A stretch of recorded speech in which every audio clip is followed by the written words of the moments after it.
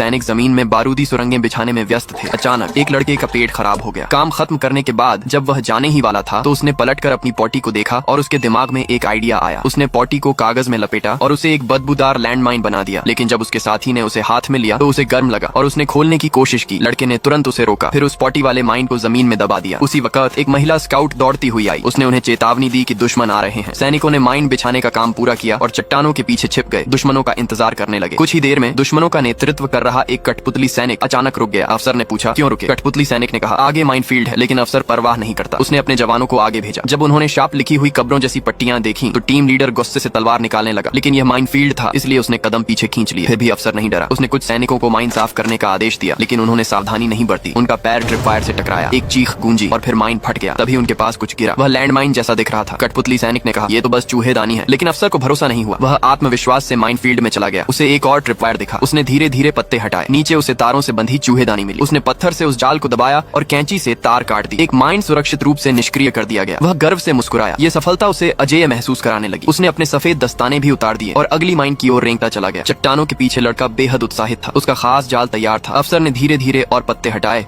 और मिट्टी में हाथ डाला। लड़का रोमांच से कांप रहा था। अफसर का हाथ किसी चीज को छू गया। उसने उसे पकड़ लिया। उसका हाथ पॉटी से भर गया। लड़का मुस्कुराना नहीं रोक पाया। उसके साथी अब तक समझ नहीं पाए थे। अफसर ने अपनी उंगलियां सूंघी और तुरंत समझ गया। घिनौना महसूस करके उसने उसे जमीन पर फेंक दिया। फिर उसने पास की लकड़ी की तख्ती पर लात मारी। उस तख्ती ने एक ट्रिप वायर खींचा और असली माइन फट गया। दुश्मनों को भारी नुकसान हुआ। लड़का खुशी से चिल्ला उठा। उसके साथियों ने पूछा, ये कैसे हुआ? जब उन्हें पता चला कि यह उसकी पॉटी थी तो वे हैरान रह गए। टीम लीडर जाल की ताकत से प्रभावित हुआ और जाने ही वाला था। लेकिन अफसर ने रोक दिया और कहा, हम पूरा माइनफील्ड साफ करेंगे। टीम लीडर ने अपने पॉटी से सने हाथों को देखा और घृणा से पीछे हट गया। वह बिना कुछ कहे चला गया।